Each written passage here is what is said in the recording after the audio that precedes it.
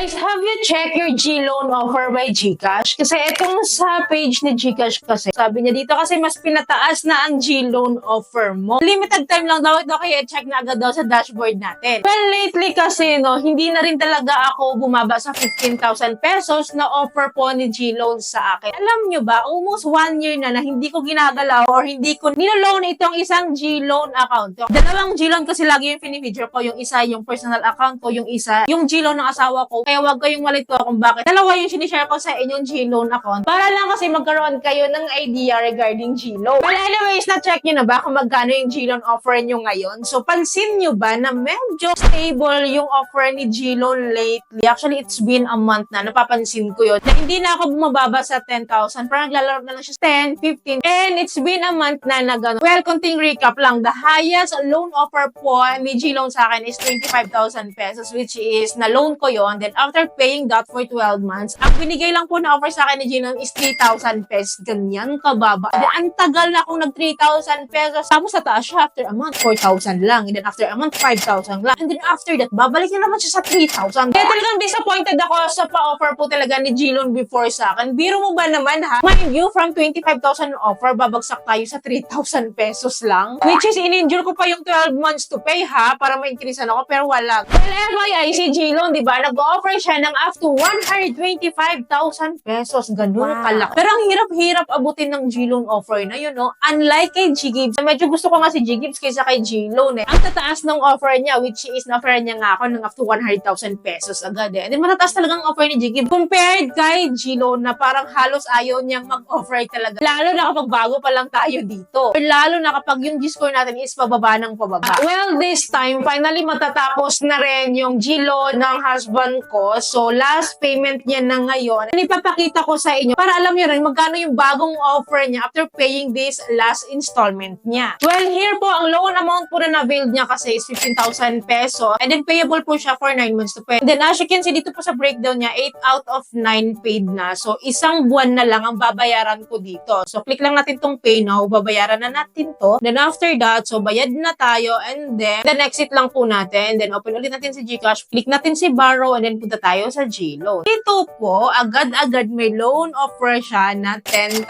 pesos. Previously, ang loan offer niya is 15,000 pesos. And then, ngayon nga po, may bago na siyang offer after paying for 9 months to pay. Meron offer sa kanya na 10,000 pesos payable for 9 months to pay. And ang interest rate niya po is 3.99% per month. And then, ito yung ayaw kay G-Loan yung kanyang processing fee na 3%. Kaya paano kasi malaking bagay itong 3% eh. Kasi sa 10,000 pesos na loan offer niya, 3% nun is 300 pesos. Malaking bagay yun. Pwede naman sana wala na lang yung processing fee no may interest rates na nga sila. Dito may processing fee pa. Sa S-loan nga ni Shopee, di ba, 1% lang. Kahit ginawa mo lang sana 1% lang para hindi masyadong masakit, di ba? Hindi masyadong nakaka-aray yung amount. Kaya S-loan nga, na-experience ko pa na na-waive yun eh. Nagkaroon ng promotion sa S-loan na ma-waive yung 1% na admin fee niya. So, buo ko yun natanggap. So, G-Loan, baka naman. Palas naman ng processing fee nyo. Kasi diba, kahit paano kasi malaking bagay talaga. Well, mababa lang din naman kasi yung kanyang interest rate, 3.99% monthly lang. Alam nyo ba, nung first time akong nag-loan dito kay G-Loan, parang nasa 6% yung interest rate ko noon. Kasi maliit lang yung amount na na-loan ko noon eh, 1,000 at or 2,000 pesos. 6% monthly yung binabayaran ko na, good for 5 months to pay pa yun ha, ganun kalala. Well, this time, pasilip ko sa inyo, yung personal G-Loan account ko naman, na it's been almost a year na hindi nga ako nagkaroon ng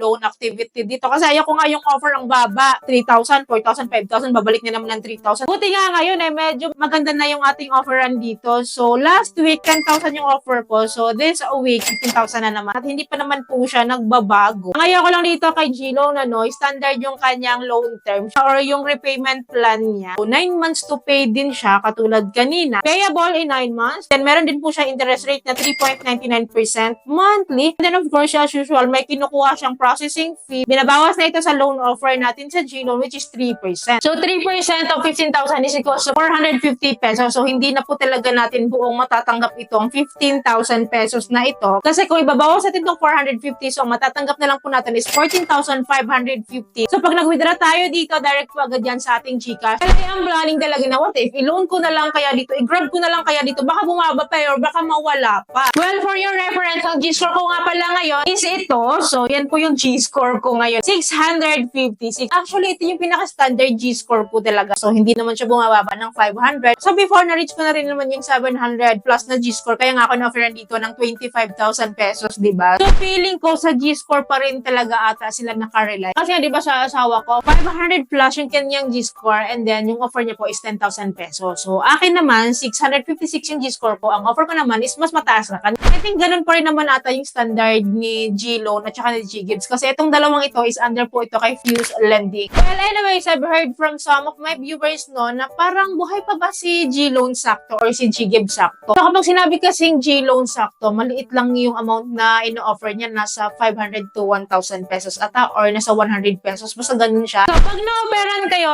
ng G-Loan worth 100, 300, or 500 ata, yun yung tinatawag na G-Loan sakto. So, kapag G-Gibbs sakto naman parang yung offer niya ata is from 500 to 1,000. Ngayon, kung ganun yung offer nyo, below 1,000 pesos, nasa category po kayo ng G-Loan sakto or G-Gibbs sakto. Which is, so of course, from there kasi, yun yung parang stepping stone nyo para iangat yung loan offer nyo from that small amount. So, dyan kayo i-evaluate kung karapat-dapat pa kayo bigyan ng mas higher amount. Kaya lang kasi, dito kasi sa G-Loan, no, pansin nyo ba, kapag maliit yung offer, mataas yung interest rate niya. Tulad nga po ng kwento ko sa inyo, nung first time kong in-avail yung G-Loan ko, na may offer ako na 2,000 pesos, ang interest rate nila sa akin 6%. Ganun kataas. Ganun kataas kasi maliit lang yung amount na in-offer nila sa akin. And then 5 months to pay pa, yun saan ka pa. Well, anyways, ang maganda rin naman dito kay G-Loan, may pa-cashback siya in case na gusto na natin i-fully paid or i-one-time payment natin to si G-Loan. Legit po na may pa-cashback po talaga itong si G-Loan. Guaranteed po yun. But hindi agad-agad yun. Hindi agad-agad yun papasok sa ating GCash wallet. Takes days or weeks para ibigay yung cashback natin. Kaya sa mga nagtatanong dyan regarding cashback, hindi siya real time na papasok agad sa ating account. Well, anyways, kumusta po ang mga G-Loan account nyo, G-Loan offer nyo, ano ang G-score nyo currently? So, paki-comment down below naman yung mga experiences nyo currently dito sa G-Loan by GCash. Na-increasean din ba kayo or naging stable ba yung loan offer nyo tulad nga ng pinopromote ni GCash ngayon? Which is sabi niya, limited offer lang daw yun. Limited offer lang daw yung mga pa-increase niya sa G-Loan offer. So, check nyo, baka tumaas na yung loan offer nyo.